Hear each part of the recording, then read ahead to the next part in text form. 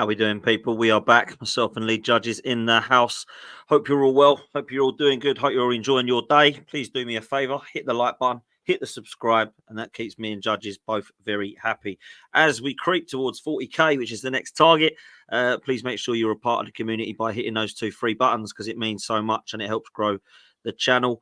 If you can, come and do the same to me. A couple of shows on mine today for you to catch up on. I've got a signpost you to one of them because last night we had a massive heated debate on This Is London. Lawless, D, Gunnar Lee, myself, Don and Deji, just all going at it. And I must say, it was a very, very enjoyable stream. If you've not seen it already, please make sure you head over there because it is pure gold entertainment. One of the best we've done so far. So big up to you all. Big up to everyone in the chat. Big up to Chris. Big up to Ryan. Big up to Niffen. Big up to Tammy. Big up to Ash. Big up to Dave. And big up to Gunnar. Greg, all being here so early, which is great. Lee, how are you, mate? Was you playing golf today, bro? No, I didn't in the end. I pulled out in the end. I was going to go, and then I thought, do you know what? Time I get back, it was going to be a rush.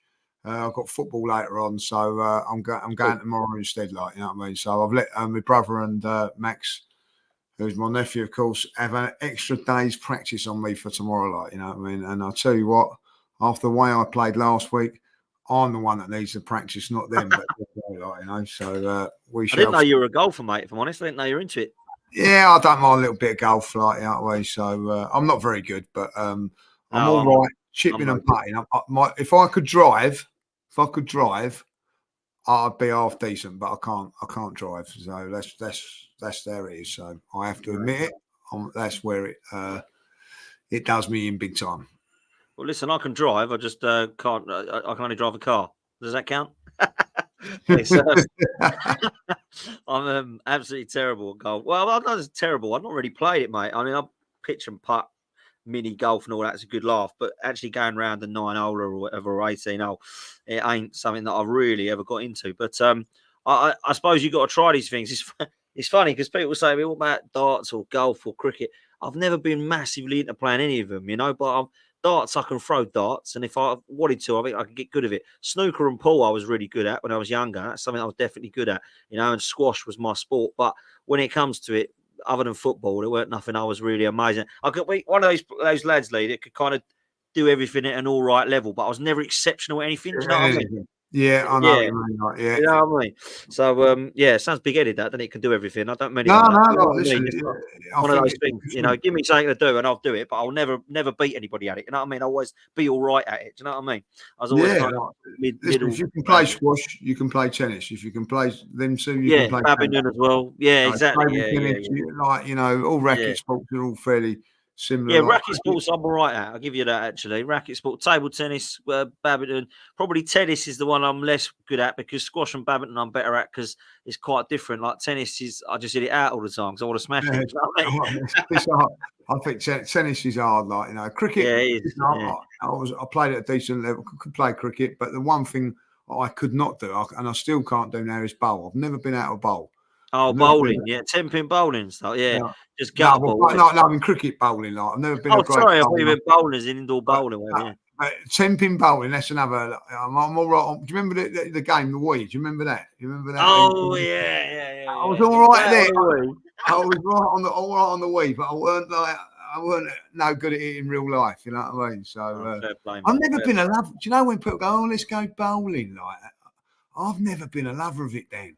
I must say, it's something I do with a crowd for a laugh. I don't enjoy it really, though. And I'm so inconsistent at it. I'll throw it down the gutter one time, get a strike the next. You know, I don't quite have any real understanding of it. I actually prefer the outdoor bowls. Try and get closer. Like getting in the thing. That's a little bit more. More fun. To me, that's fun. More fun than a 10-pin bowling, which may be showing my age, maybe as I'm starting to get older. But I do enjoy it. I do enjoy that more. But anyway, we're talking about all sorts now. We're not here to talk about that. We are here to talk about Calafiori, who apparently is closing in on a deal to Arsenal. And I wanted to get your thoughts on this one, Lee, but also I wanted to touch on what this might mean to some of the outgoings at the club. Does it mean that we're going to have to sell some players in this position now? Because Kivior has been mentioned now that a lot of clubs in Italy are looking at Kivior. Do you think that that could be a deal that if we was to sign Calafiori, Kivior might go. And what's your thoughts on that? Because, for me, I want to see us add some players. I don't want to see us replace like for like, unless, of course, they're the Deadwood players. And I think there's a place for Kivior in this squad still. Yeah, I do believe that there is as well. But like, obviously, if they feel that it's an upgrade, look, this is the thing in it with Arsenal at the minute. They're looking to upgrade in areas, and I think that it would be a touch harsh on Kivior. If I'll be honest, I think he's done okay. I mean, you don't know what goes on in the background if he's not settled or whatever, and they've gone down that route. Like, I'm with you on this. I don't think it's like that necessarily the biggest and most important signings out there. I think if we weren't to sign a defender, I think we'd be all right. I know you were saying one on the right hand side of the central defence, but I wouldn't be too worried about it. So it does seem funny that they're looking to upgrade for whatever reason. So it'd be a little bit harsh, but as you say, like, it seems like this is getting legs now, like, isn't it? Like, so Yeah. That'd be interesting, like, So do you think though, like, because like for me, I've said about the right hand side, the left hand side. I do think that we've got enough. We've got quite a lot of left-footed centre defenders, as opposed to the right-sided ones. Does that make sense? So we've got, I think it does. I know they're not all going to stay. I get that. I know we're good, and that's what we're going to discuss. But we've got Tavares, we've got Tierney. Their futures don't look up. Zinchenko, there's a question mark over. Kivior, there's a question mark over. Calafiori's being asked to brought in. We've got Gabriel. That's 6, Lee. Over on the right-hand side, we've got Saliba, we've got Tomiyasu, we've got Timber, and we've got Ben White. That's 4. So we've got 10 defenders at the moment. If this Calafiori is going to come in, like that, if I said to you, right, the window's shut, name me the defenders that are at Arsenal, where would you go with that? Like, who do you think it will be? Like, how many do you think we're going to have? Do you know what I mean? Yeah, I think you're right. You want 5 and 5, I suppose. You know what I mean? That would be ideal. It's a difficult one, but the Calafiori one looks like it looks like it's an upgrade. I don't know, but I do feel you've got to get that balance right. And if you're going to let 2 or 3 go, if you're going to, Tavares has got, you know what I mean? Like, let's be honest, that and Tierney. So that's down to 8. So you may, I don't, like you need 1 in each position, I suppose. So you're really looking at 8, really. Yeah, that's what I think. The couple that can play in all over the park, which we've got within Timber and Tomiyasu that can play that. So if you're going to let 2 go, 3 go, probably one to come in. Because really, if you look at it like Tierney and Tavares didn't feature last season at all. So I don't really count them there. So if you're going to just go like for like, I think we got it right, but maybe just to balance it a little bit more. But as you say, Calafiori looks like he's going to be like on the left hand side. So they seem to be like more comfortable with the right.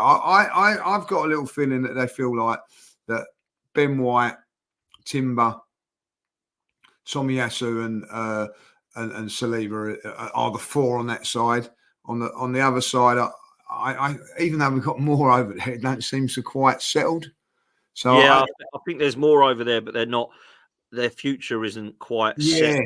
Yeah, and I don't think he wants to play Tomiyasu over there as much as he did last season. So that will be the interesting one. It'd be really interesting what they go with there. Yeah. I think if Kivior gets left let to go, it will probably be because he's not quite naturally suited to play that left back role if it comes up.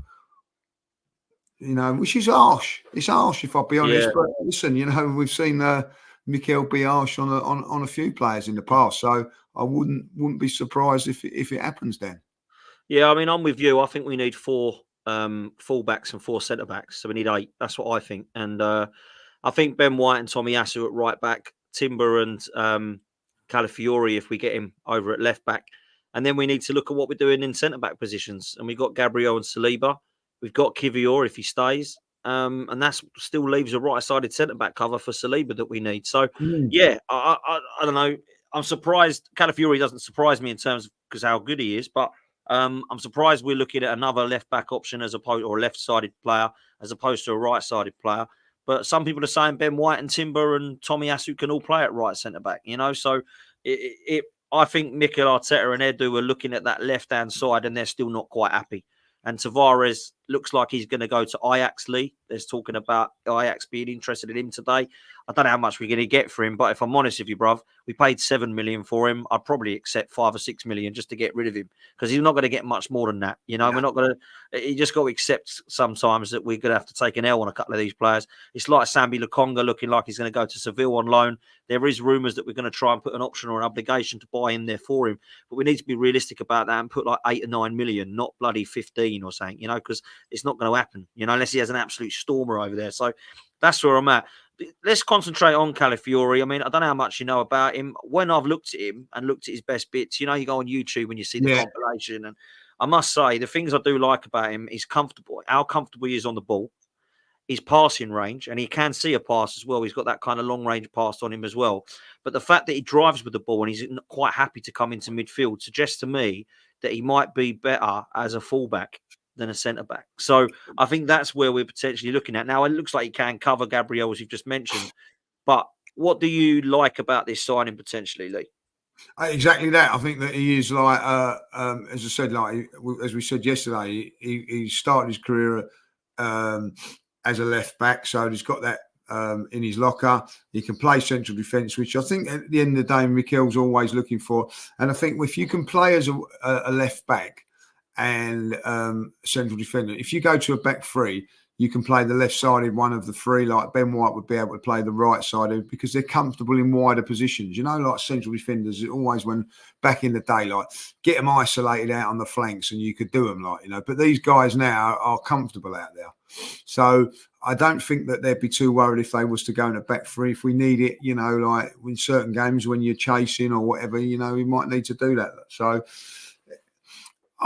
it's a strange one in some ways because I don't think we really need it. But if they think it's an upgrade of what we're gonna have, then you know if you're going for titles and things like that, you sometimes you need to just upgrade the squad as well. So we'll have to wait and see on this one. But I do think the left hand side was a little bit of a problem last season, not just in terms of our defending, but what was going forward as well. You know, I think it did upset the momentum of Martinelli and not so much Trossard because towards the back end of the season, if I'll be really honest, Tommy Asu sort of was playing there on a regular basis.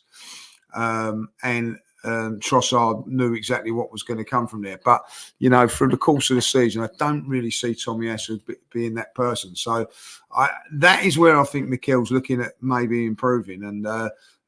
And then hopefully if you get that sorted out and it's very, very solid and you know exactly what you do, it can then make our left-sided attacking options better as well. So I do think it's been a slight problem for us going for, not a major problem, nothing major, but it was a slight problem last season because we've got to find a way of getting the best out of Martinelli.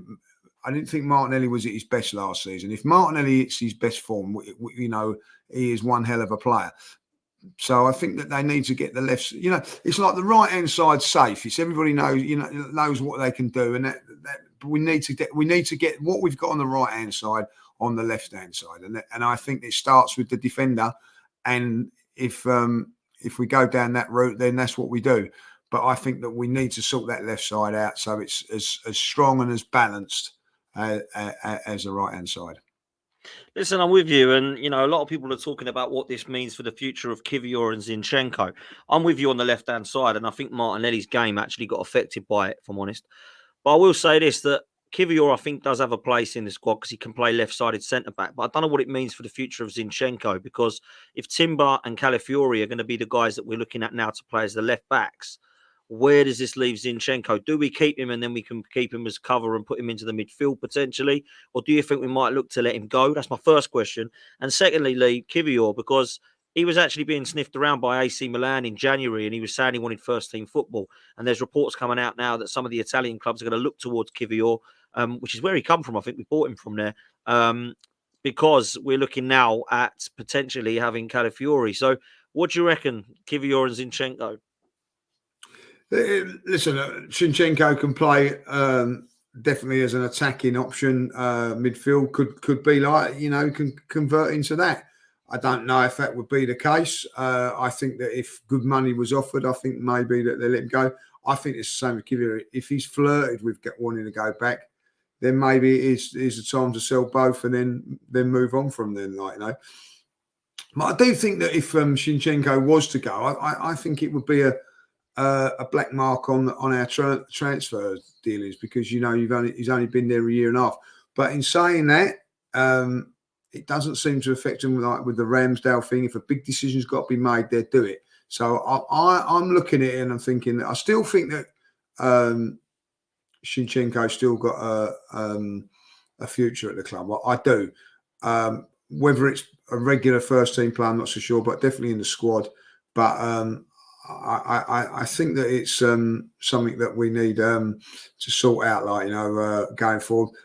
Kivior, I think, like, yeah, I'm with you. I don't think he's done anything wrong. I think he's certainly one for the future.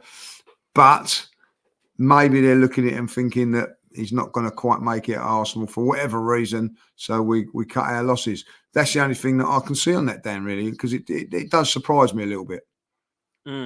Yeah, you're right. I think Kivior, for me, has definitely got a future. Zinchenko, listen, I like him on the ball, and I think if he was to be playing in the midfield, maybe. But I just don't like him at left back, as I said to you yesterday. I don't know, though. I feel like there's potential for Tierney and Tavares that could be definites that are leaving. I wouldn't be against the other two staying. Let me tell you that. I don't like Zinchenko at left back, but I wouldn't hate it if he stayed. Do you know what I mean? Yeah, I think he's good cover, you know. And likewise, Kivior, I wouldn't be against them staying. So you do need some cover, Lee. 100% you do. I agree. I agree. So we'll see what happens with this one. We're waiting for the here we go from Fabrizio Romano. Chelsea interested or were, but apparently he's not interested in that. I think Chelsea were trying to throw some players in with it, apparently for the deal.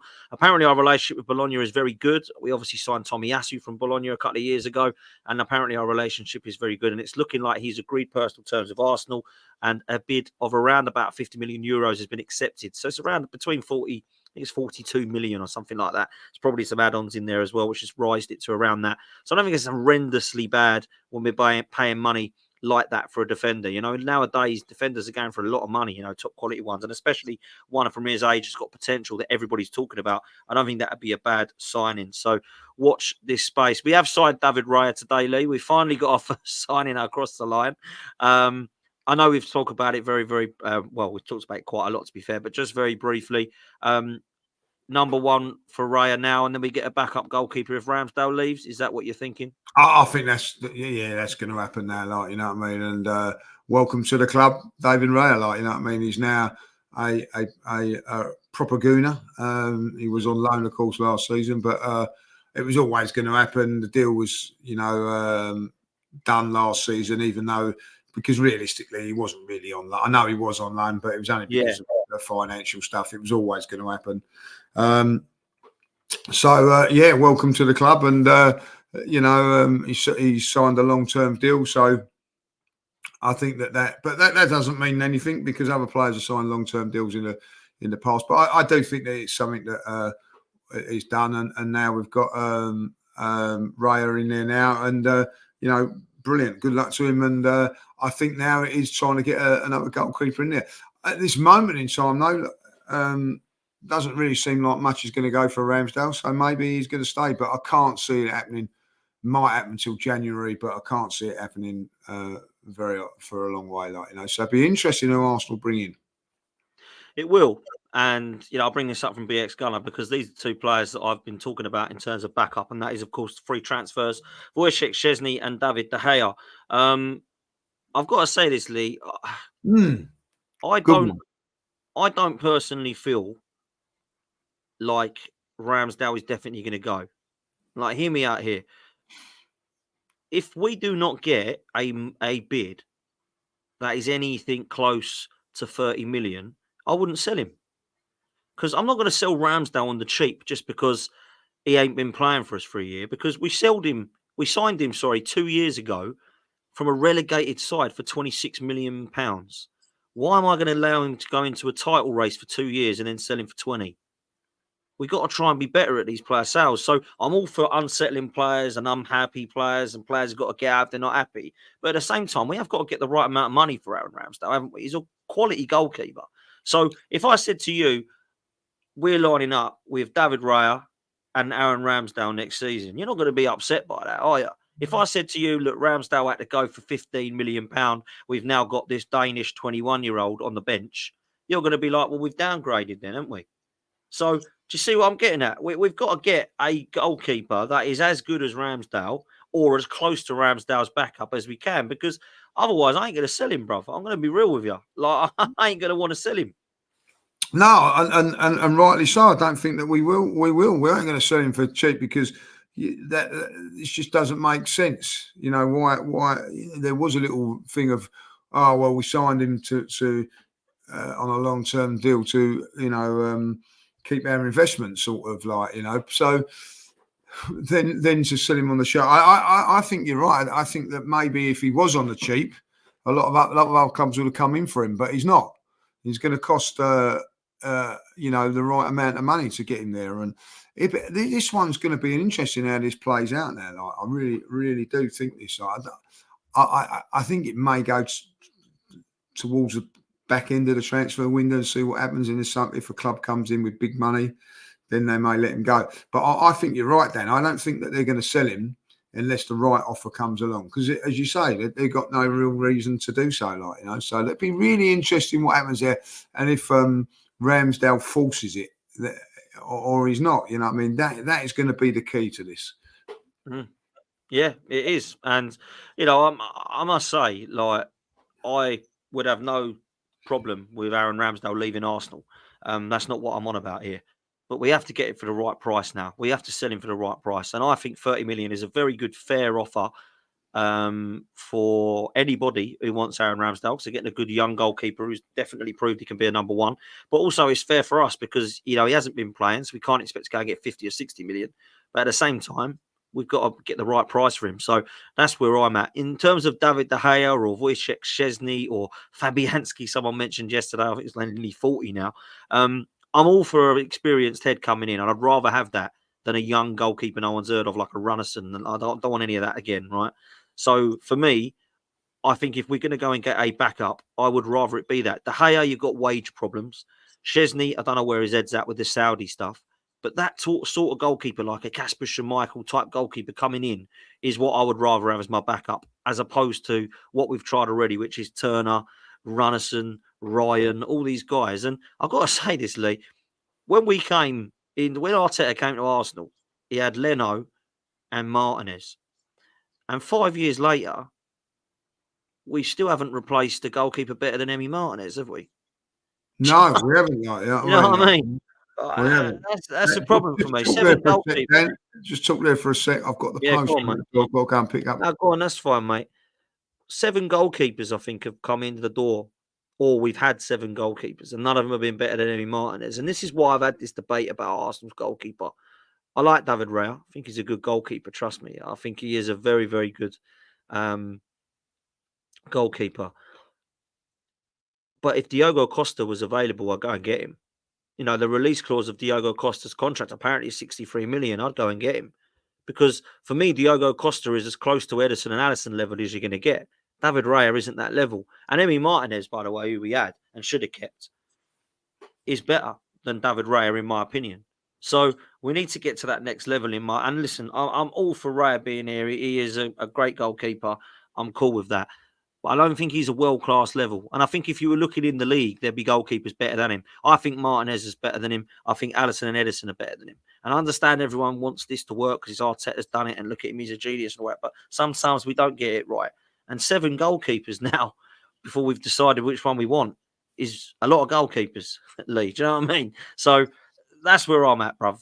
You know, this Diogo Costa thing, I know you said you laughed about the other night. That, to me, is the sort of level I want to see in the Arsenal net, mate. No, listen, I'm a big fan. I'm a big fan of Martinez when he was at Arsenal. I have to say that I thought he was harshly done, but I never boo him or ever dig at him when he comes to Arsenal because I feel he's pain and anger to a certain degree. Like, you know what I mean? He waited all those years to get the chance, and when he got the chance, it wasn't really for footballing reasons he was sold. It was purely for financial reasons. They could get more money for him at the time. Look, that's done. It's past of that. Raya's come in and has been a decent goalkeeper for us. Is he like top notch? Not in my opinion, no. But he's the level below. But that doesn't mean to say that he's not going to be good for a side. The only thing I say with Raya is I think he made a lot of mistakes last season. But like our other Spanish counterpart manager, he's very, very lucky. He's got like things that go like, he hits one, it bounces off his and goes back to his arms. It didn't really cost us too many. He cost us at Tottenham, but we got away with it. The one what I looked at and think that he cost, I think it, maybe even cost us at Porto in the first leg with that one. But like people say that he shouldn't have got here, he should. I don't know. The one time that he did cost us was Bayern Munich when he came running out that day. But all these other mistakes, I remember at Man City, he kicked it. You remember in that home game, kicked it against someone and it went out. He got very, very fortunate, and it didn't cost us. So you look at it and say, okay, fair enough. But listen, at the end of it, that they've made that decision now, and they could have. I don't know if they could have got out of it or not. Dan, I don't think they could have. I think once they made the commitment last season, that was it like that. And listen, he may feel a little bit more comfortable now. Who knows? Being permanent, it might have had played on it. I don't know. So we'll have to wait and see what happens. But at the end of the day, we've got him. The deal's done. 27 million, not a bad deal if I'll be honest for a goalkeeper of that quality. So we'll see what happens. Diego Costa, I have to say, so impressed with him at Portugal and at Porto as well. And but at the end of it, 65 million, they might think, well, yeah, we like him, but it's a bit out of the range. I don't know. But I wouldn't be surprised if he ends up at Man City the way things have gone today with like the rumours about Edison. So yeah, who knows? Who knows? But I'll tell you what, it'd be interesting what Man City do with the goalkeeping situation now. Like, they'll be on the hunt for a goalkeeper that can play out the back as well. So. We'll have to see what happens there. Yeah, we've said this before, Lee, that there's other clubs at the moment that are all looking for a number 9, all looking for a winger, all looking. So it's going to be competitive. And listen, Man City have got a world class backup. I mean, Ortega's a quality goalkeeper. Absolutely. Yeah, they could go with him, couldn't they? They might go with him. They might upgrade. Edison might stay. If Edison's going to go, they'll obviously have to replace. But I do think that we're set with our goalkeeper. Raya's going to come in. We just need to look out who's going to be our backup. And who knows, it could be, of course, Aaron Ramsdale. I wanted to talk, Lee, quickly about Manchester United because Ten Hag has signed a new contract today. And there are rumours, however, that after De Ligt coming in, they're going to probably look to shift some players out. Now, some of those players are not going to surprise you. Wan-Bissaka, Scott McTominay, Harry Maguire, all these guys that, to be fair, they've been trying to get for a while now. But Jadon Sancho and Marcus Rashford are two names that are being mentioned and that have fallen out with Ten Hag. And today it's reported that Rashford's going to be allowed to leave. Now, I know that you are a fan of him and you say that it would be quite a good signing for Arsenal. I disagree and don't think it would. Jadon Sancho, however, if there's other players I'd want ahead of him, Eze, Pedro Neto, Nico Williams. But Jadon Sancho, if I had to pick one of them out of the two, I do feel like there's more potential with him. 24 years old, brilliant at Dortmund, brilliant from Man City youngsters, can play on both wings. And I wouldn't mind that if it was for 35, 40 million as reported. But the Rashford one, I think it's going to cost a lot more money. And there's a mentality problem for me, man. So I want to get your thoughts on both these players if they become available. What are you saying? It's a great call. I think if you buy Sancho, he goes into as a squad player that can back up all sides. If you buy him Rashford, you're buying him to start, down that left-hand side. So as much as I like Rashford and all that, I think Sancho would be a good buy because it still doesn't hamper Martinelli's development. I know people go, oh, what are you worried about that? But it would do if you got Rashford. But like for 40 million, if that is the case, that would be a good signing for Arsenal. Very, very good signing for Arsenal because he can play on the right-hand side and he can play on the left. And I think he would have a point to prove. And I never knew it, but until a couple of years ago, that he's a London lad, isn't he? Like, I mean? I didn't know that because he started his career at Manchester City. But so I feel like, it would be a good move. It could settle down in the south. And I think at the end of the day, you look at Arteta. He took a gamble on people like Kai Havertz, and that this would be a less of a gamble with the money being taken of it. The stumbling block, I still say it'll be a stumbling block whether you go for Rashford or Sancho. And I believe that they've been so they say, like, you know, they're not worried about it if Arsenal do come in for them, that it could make them look a bit silly. But listen, there's no way, I don't think those two players would be leaving this football club if Ten Hag has signed a new contract, but he has. So they would have looked at it and thought, well, he'll be going in the summer, so you know, this all good. And it's not backfired on them, but they're looking at it and thinking, well, that's it now. Like, you know, Sancho's got no way back, so it would be a good move. And you know, Arsenal need to bring in a wide player. I think that you know, you look at players. I know Nico Williams keeps getting mentioned, and other guys and all that, like, but they'll be wanting to start. And I don't see that, you know, no one's starting in front of Saka. But what I would say, if you were Sancho at this moment in time, Saka's away on international duty, maybe not going to be ready for the beginning of the season. I could get in the first few games, get myself settled, and those first 3 or 4 games, I can be in and starting to make an impact straight away. It'd be really interesting to see what happens there, like, you know, very interesting.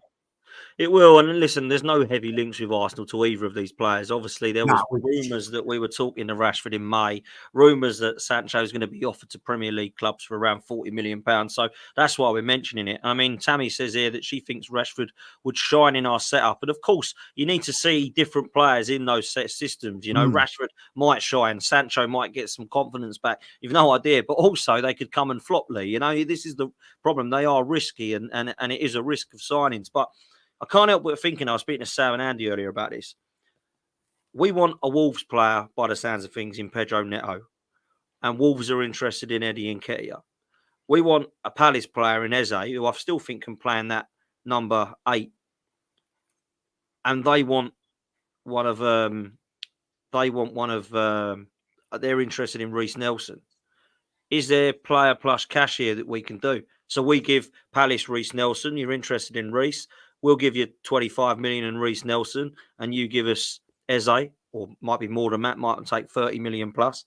And then likewise, the same with Eddie. If Wolves want Eddie, then we'll give them, 30 million at Eddie and Nketiah, and they give us Pedro Neto. Do you know, that's what I mean. I'm thinking something could happen like that, Lee. And that then everyone's happy. Palace, though, right, hold on a minute. We've got 30 million here to spend on someone, and they're giving us someone to replace Elise with.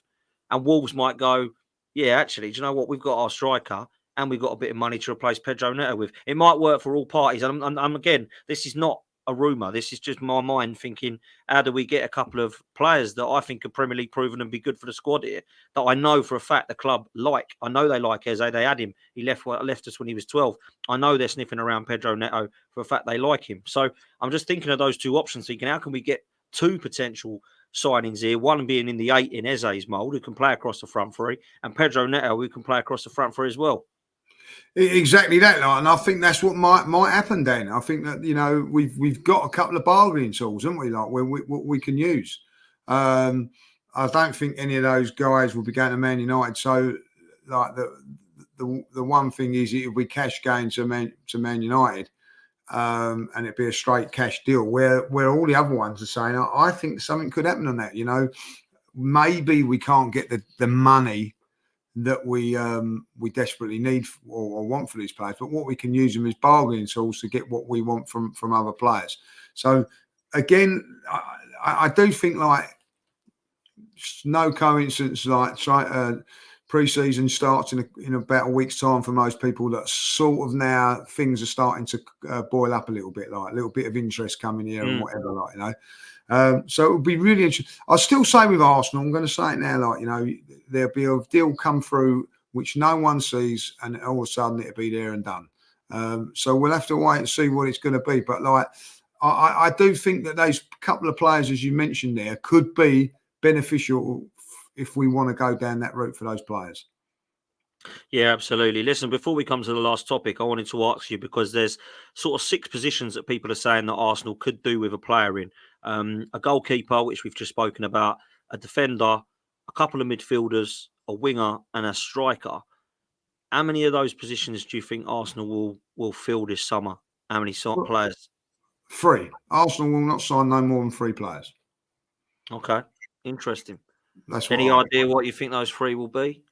I like, not in terms of names, but positions. No, like midfield, wide player, and a defender. Okay, so you don't think we'll go for a striker, no? No. Okay, interesting. Because I love that honesty. Because there's a lot of people think that we're going to go fill all these positions, and all 6 are coming to Arsenal. But, for me, I think a goalkeeper's potential if we get rid of Ramsdale. Defender looks like it's happening. We definitely sign a midfielder player. And I think there is a definite flip of a coin between whether we go for a wide attacker or a striker. And I think that is a good shout, Lee, because there's a lot of people talking about now names of wide players, and they want Nico Williams and they want Eze, Pedro Neto, Rashford and Sancho we've just spoken about. If we're looking at those, they're going to come with a lot of money and a lot of wages. And then on top of that, you've got to get a striker as well. So we'll see. We'll see what happens. But I did say, and I knew you agree, I know you agreed with me, that when we line up the season, I expect to see Kai Havertz in the 9 starting. Yeah, I do. Unless I do. the only reason Kai Havertz won't be starting in that 9 is if Germany have gone to the final and maybe he's not quite ready. Good point. But yeah, I do see that Kai Havertz will be that guy. Yeah. Well, if Jesus ain't ready and Kai Havertz, we might have to start with Trossard up there, mate. Yeah, well, I don't know who's going to start. I mean, like Jesus is going to be a big thing in it for us in the first few weeks. I don't care what anybody says; it's going to be massive because he's not any of the tournaments, so he's going to be there for pre-season. He's going to have most of those games. It's certainly see him playing. I think as the main man up front. Maybe Eddie might do for the games as well to just cover it because we haven't got it, but. I do see Jesus being a big part. When you look at that front 3 at the moment, like the Martinelli's not going to be about, I don't think, for the first few weeks of pre-season. Certainly Saka's not going to be now because of this tournament. And certainly Kai Havertz ain't going to be as well. So that whole front 3 is not going to be about till the back end of the back end of pre-season. So it'd be really interesting to see where we go from there.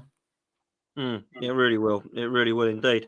Listen, I wanted to close on this topic because it's something that I didn't know much about until yesterday. I think Tammy said it in the chat and you said, let's have a chat about that tomorrow. So I wanted to talk about the Emirates increasing their capacity size. Now, at the moment, 60,000 or 60,704, if you want to be exact, is what we've got at the Emirates Stadium. What are you hearing then, bruv? Because I'm trying to look and I can't find much. So what have you heard and what is what? Because that's what I want to know is what have you actually heard start? I have heard that they're looking to up the capacity to 70 to 75,000. Don't know how they're going to do that, but I think it needs to be done, especially when you I know people are on the season ticket list. Some of my mates and all that, they've got emails come back saying due to, I don't know, the season how well we've done, that everybody that had season tickets last season has renewed. So that means that they've not moved up the ladder one bit. Now, if you look at that and the waiting list of 10 years, they've got to do something about it. They've got to look to make it their stadium bigger. I think they should have made the stadium a bit bigger than the 60,000 when it first started. I really do. But if you've got a team that's playing so well at the moment, and you can get it now, imagine if they was to up it by another 15,000 season tickets on top of what they got now. Wow, that would be unbelievable. I don't know how they're going to do it. People turn around at me and go, it will suffer. The reason they have those dips in the stadium is so that the wind can get on the. Technology now is that come on. They actually at Tottenham take the pitch away from the ground and put it back in. So you don't have to worry about wind, chill and whatever like that. Just take the bloody thing out and put it back in if it comes to it. So I'm not going down that route no more. Build it, make it bigger. I think that they're looking for planning permission. That's what I know and whatever like that. Obviously that's got to be granted first and foremost. And then we could see a much bigger Emirates, and listen, people go, can't do it and all that. Look at what they've done at the Bernabeu. Look what they've done at Barcelona. Barcelona have been out of their stadium for a year. But you look at the Emirates, look at the ground around it. There's plenty of opportunities to build. Liverpool continue to make their Anfield bigger and bigger and bigger. And at the end of the day, we've been taken over by West Ham and Tottenham at this moment in time for bigger stadiums. Can't have it no more, Dan. Arsenal have got to make that stadium bigger, and we've got to make it bigger because the demand of what's going on at this moment in time. Yeah, and you're right. I mean, if they wanted to make it bigger, the way they can do it without going too mad into it. You know where the two TVs are on a great stadium? They've got that kind of dip, haven't they? You see what I mean? There's like a dip and then the TV, then another dip, then another dip, and it kind of dips around. There's about 4 or 5 of these dip things. If they could make them some seating capacity somehow there, they wouldn't have to start taking stadiums down apart, moving us to bloody play at Wembley one and build us a new stadium, whatever it be. I think I'd rather that. Now, I don't know how that's going to get in. They might only get a few thousand. I don't know. I've no idea how much the capacity could be. How they would do it, I don't know, because it's quite symmetrical, isn't it, the Emirates? It's not like you've got a big stand up here and a little one down here. Yeah. So, yeah, I think we're going to have to look at how that could work. But if there's an opportunity for Arsenal to get anything from 70 to 90,000 in between that range I'm talking, then we got to do it, haven't we? Like, let's be real. Like, we've got to do it. Like, Tottenham, West Ham, Man United, all these grounds that are bigger than us, we got to be the biggest, haven't we? Do you know what I mean? We've got to at least try to be as much as we can. Yeah, and I remember when we were at Highbury, that was the big thing. It was like, we compete with Man United, and they like double our capacity at the time nearly. And I think that's what we've got to be doing. But that's where I'm thinking in my mind. If you say, how can you extend the Emirates without like sort of knocking anything down to build on top of? I think that's it. You've got the 2 diagonal TVs. Do you know what I mean? And you've got like the dips that go around each side. Yeah. Like build on it from there, like, you know what I mean? Build on them, maybe. You know what I mean? They might have to take a roof down and just build up from there, but I think they're going to have to do it, like, you know what I mean? Listen, you can take a roof off and sometimes build around. You might have to lose a bit first to gain a bit. I don't know, Dan, but I think it's something that they've got to do.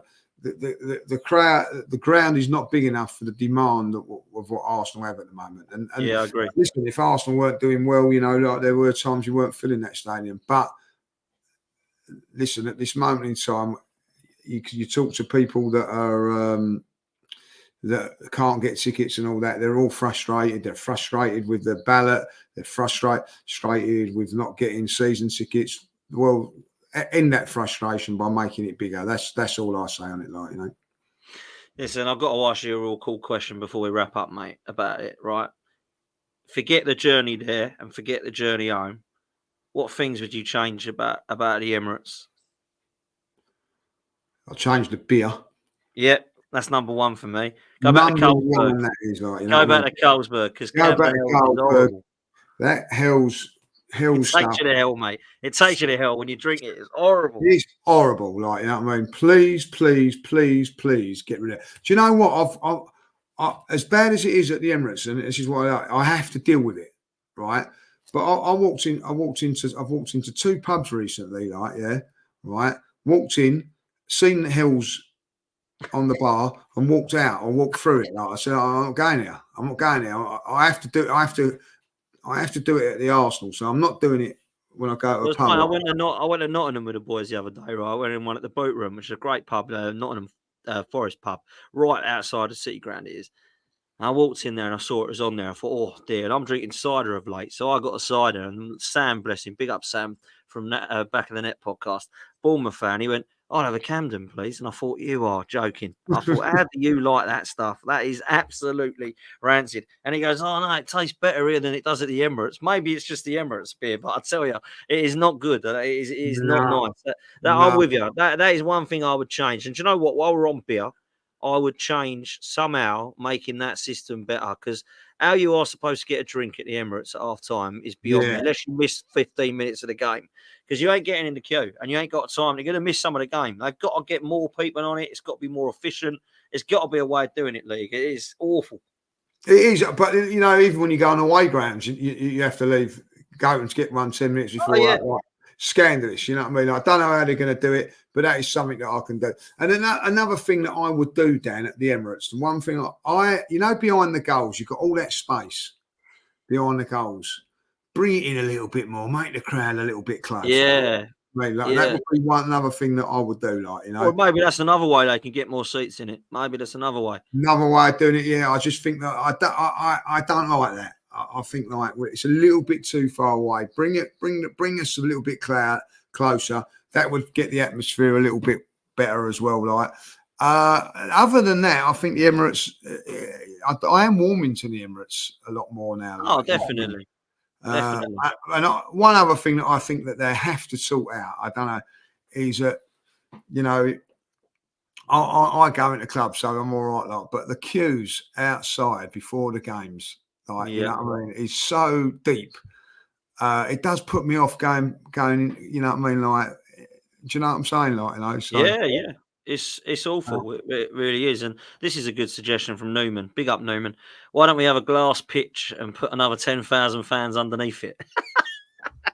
Well, that would be fantastic.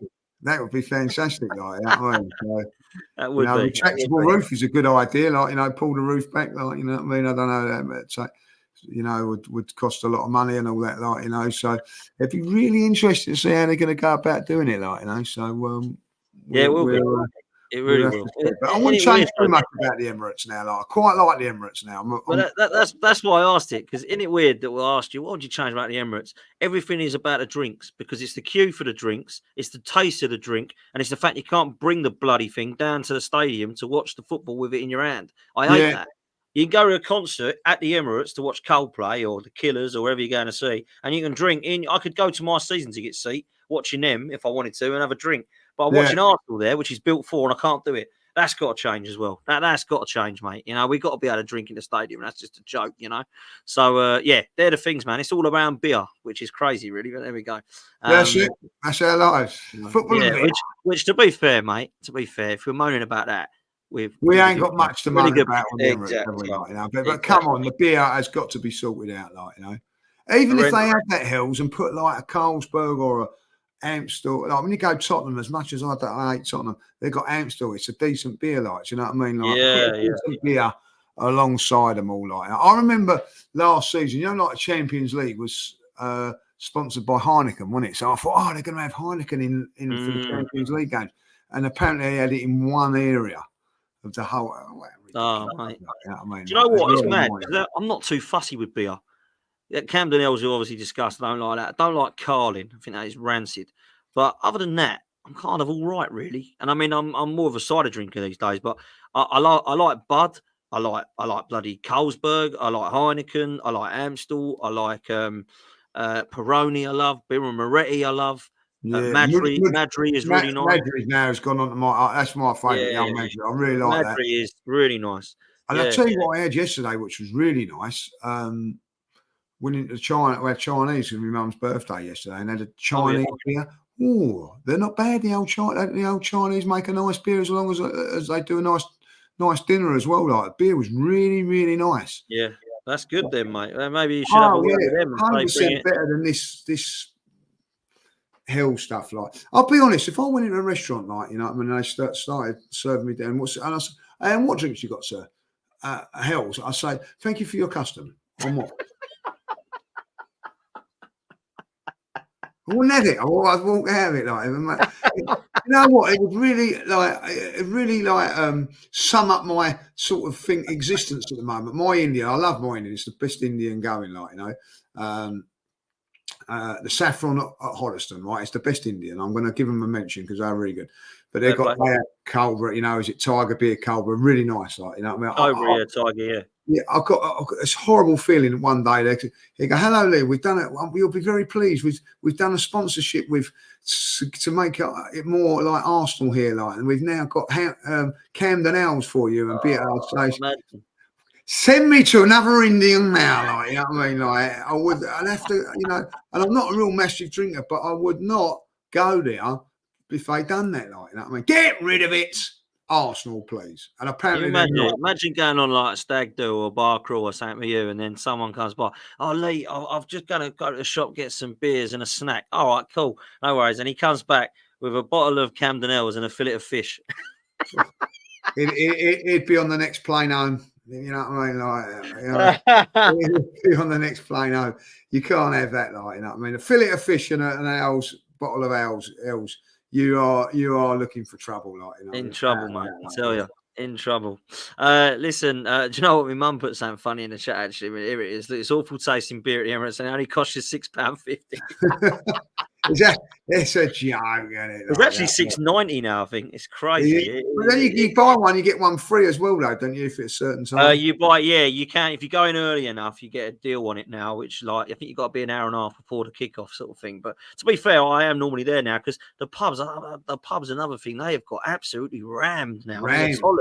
The Tolly, you can't move in it. You know, it's I go to the Shay now because you can't move in a Tolly. At least the Shay let you stand outside. But my God, it's just, horrendous. Anyway, we're going to leave it there. It's been quality, been a good chat. I do enjoy it when it goes all like that at the end and the start. It's quite funny. It's quite a good start and end, that one. So make sure you do us a favour and hit the like button. And, of course, hit subscribe. If you want to come over to myself at 7 o'clock, I've got a show tonight. There's some very good guests on tonight. Got an absolutely lit panel. So make sure that you do come over and join us and say hi at 7 p.m. over at Football's 12th Man. Links in the description. Lee, I'll let you see us out, mate. Listen, have a great night. Don't forget football on tomorrow. Kai Havertz is going up against the substitute David Raya, but I'm all Germany because I've got him in the sweepstake. But listen, the tennis is on at the moment. Enjoying Wimbledon, like, you know.